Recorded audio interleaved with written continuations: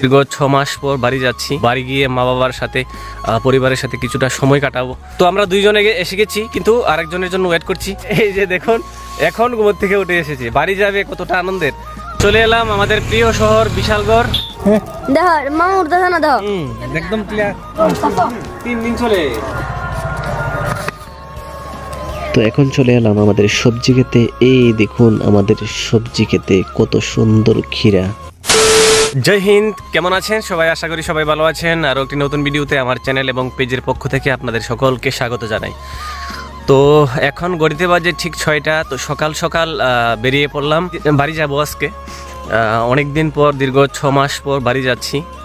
আর ছুটি হয়ে গেছে, তাই এখন বাড়ি যাব। খুবই এক্সাইটেড। প্রচণ্ড ঠান্ডা, তার মধ্যে ঘন কুয়াশা, সত্যি একটা অসাধারণ ভিউ। তো এখন গাড়ির জন্য ওয়েট করছি। তো এখন সোজা চলে যাব আগরতলা, তারপর বাড়ি।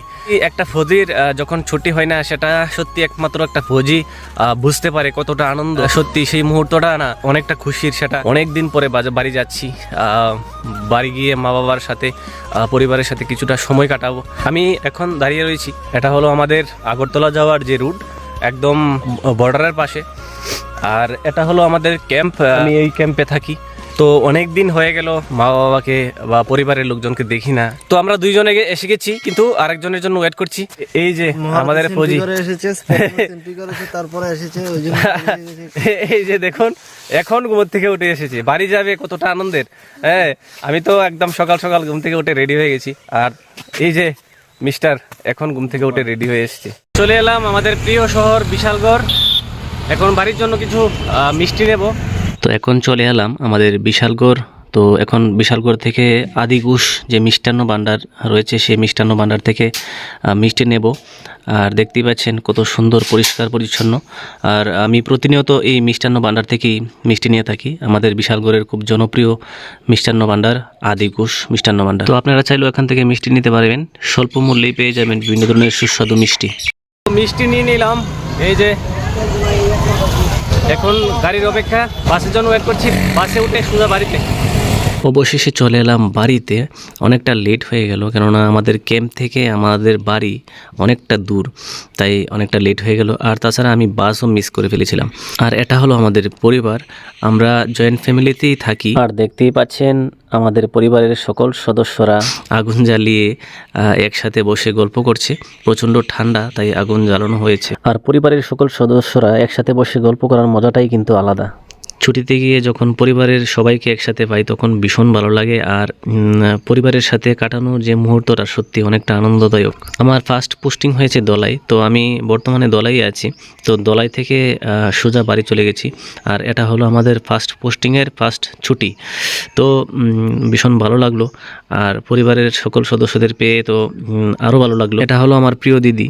আর এই দিদি যদি না থাকতো, তাহলে হয়তো আজকে আমি এই জায়গাতে থাকতেই পারতাম না। আমার পড়াশোনার জন্য দিদি অনেক পরিশ্রম করেছে, স্নেহ করেছে, প্রয়োজনে আমাদেরকে শাসনও করেছে। একটা চাকরি পেয়ে নিজের স্বপ্নটাকে বাস্তবায়ন করতে পেরেছি। ছোটবেলায় দিদির হাতে অনেক মার খেয়েছি, দিদি অনেক মেরেছে পড়াশোনা ঠিকভাবে করতাম না বলে।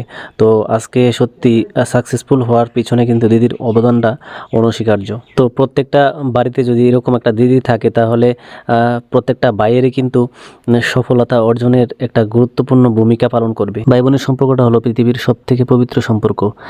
2 বছর হয়ে গেল আমি দিদির কাছ থেকে ভাইফোঁটা এবং রাখি নিতে পারি না, কেননা আমি 2 বছর ট্রেনিংয়ে ছিলাম। তো সবাই প্রার্থনা করবেন যেন আগামী বছর আমি দিদির কাছ থেকে ভাইফোঁটা এবং রাখি নিতে পারি। এখন চলে এলাম আমাদের সবজি ক্ষেতে। আমি ছুটিতে গেলেই আমাদের সবজি ক্ষেত দেখতে যাই। এর আগেও আমি আমাদের সবজি ক্ষেতের অনেক ভিডিও আপলোড করেছি, আপনারা হয়তো দেখেছেন। তো এখন আমাদের সবজি ক্ষেতে মোটর দিয়ে জল দেওয়া হচ্ছে। কিভাবে জল দেওয়া হয় সেটা আপনাদের দেখানোর চেষ্টা করব। তো দেখুন কি সুন্দর করে জল আসছে, আর সেটা ড্রেন দিয়ে সবজি ক্ষেতে দেওয়া হচ্ছে। দেখুন কত সুন্দর জল আসছে মোটর দিয়ে। আমরা মোটর দিয়েই এই সবজি ক্ষেতে জল দিয়ে থাকি। আর এটা হলো আমাদের ক্ষীরা ক্ষেত। দেখুন কত সুন্দর ক্ষীরা ক্ষেত। এখন অনেক সবজি আছে আমাদের ক্ষেতে। আমি ছুটিতে গেলেই ছুটে যাই আমাদের সবজি ক্ষেতে, খুব ভালো লাগে আমার। প্রচণ্ড রোদ, তাই আমি চলে এলাম জলটা যেখানে পড়ছে সেখানে। আর জলটা নিয়ে কিছুক্ষণ আনন্দ উপভোগ করলাম। জলটা নিয়ে অনেকটা মজা নিলাম। এই সবজি ক্ষেতের সাথে অনেকটা আমার স্মৃতি জড়িয়ে রয়েছে, কেননা আমি চাকরি পাওয়ার আগে এই সবজি ক্ষেতে অনেক কাজ করেছি। খুব ভালো লাগে। এই সবজি ক্ষেতে আমি অনেক কাজ করেছি চাকরি পাওয়ার আগে, তাই খুব মনে পড়ে সেই দিনগুলির কথা। পড়াশোনার পাশাপাশি বাবার সাথে এই সবজি ক্ষেতে অনেক কাজ করেছি।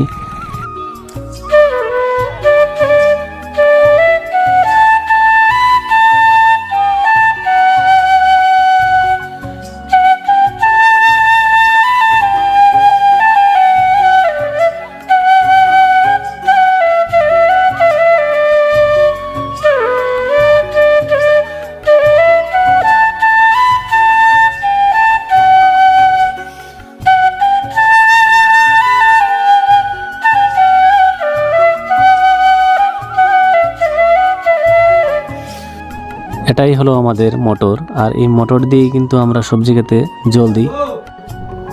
এই যে এটা হলো আমাদের মরিচ ক্ষেত, এখন আমাদের এই মরিচ ক্ষেতেও জল দেওয়া হবে। এখন এই ক্ষেতে আমাদের ক্ষীরা ক্ষেতে জল দেওয়া হচ্ছে। এটা হলো আলু ক্ষেত, ক্ষীরা ক্ষেতে জল দিয়ে মরিচ ক্ষেতে এবং আলু ক্ষেতে দেওয়া হবে। তো এখন চলে এলাম, আমি দেওয়া শুরু করে দিয়েছি। দেখুন বালতি দিয়ে মরিচ ক্ষেতে জল দিচ্ছি। এটা হলো আমাদের মরিচ ক্ষেত, আর আমরা প্রত্যেক বছর আমরা এই সবজি ক্ষেতে মরিচ করে থাকি। এখান থেকে যে মরিচ উৎপাদন হয় সেটা দিয়েই কিন্তু আমাদের খাওয়া দাওয়া হয়ে যায়, আর আমাদের বাজার থেকে মরিচ কিনে আনতে হয় না। সবজি ক্ষেতে অনেক পরিশ্রম করতে হয়, তারপরেই কিন্তু ভালো ফসল উৎপাদন হয়। কৃষকের অক্লান্ত পরিশ্রমের ফলেই কিন্তু খাবার প্রতিটা ঘরে ঘরে পৌঁছে যায়। এখন আমি আমাদের গাছের একদম ফ্রেশ ক্ষীরা পারবো, আপনাদের দেখাবো। দেখুন গাছে কত সুন্দর করে ক্ষীরা ধরে রয়েছে। এই যে দেখুন কত সুন্দর এবং বড় ক্ষীরা, একদম ফ্রেশ তরতাজা ক্ষীরা। কথায় আছে চোরের মন থাকে ক্ষীরাই খেতে, তো সে কথাটা মনে পড়ে গেল। দেখুন কত বড়, কত সুন্দর। এই যে দেখুন আরও অনেক ক্ষীরা রয়েছে এবং ফ্রেশ একদম তরতাজা কচি ক্ষীরা। আমরা প্রতি বছর আমাদের সবজি ক্ষেতে ক্ষীরা করে থাকি, এবছরও করা হয়েছে। দেখুন কত সুন্দর, এই যে কত বড় বড় ক্ষীরা রয়েছে, একদম পুরো ক্ষেত ভরে রয়েছে ক্ষীরা। তো স্নান করে ফ্রেশ হয়ে খাওয়া দাওয়া করে সোজা চলে এলাম মাঠে, আমাদের সেই মাঠে যেখানে আমি ছোটোবেলা খেলতাম। মাঠ বলতে আমাদের গ্রামের যেই ক্ষেত রয়েছে সেই ক্ষেতে। তো চলে এলাম সেই ছোট কচি কাচাদের সাথে, আমিও একটু খেলাধুলা করব। তো আমি এখন ব্যাট ধরলাম। আমার খুবই প্রিয় খেলা ছিল ক্রিকেট খেলা। ছোটোবেলায় দুপুরবেলায় চলে যেতাম মাঠে, খেলাধুলা করতাম, খুব ভালো লাগতো। সেই দিনগুলি এখন আর নেই, হারিয়ে গেছে সেই শৈশবের দিনগুলি।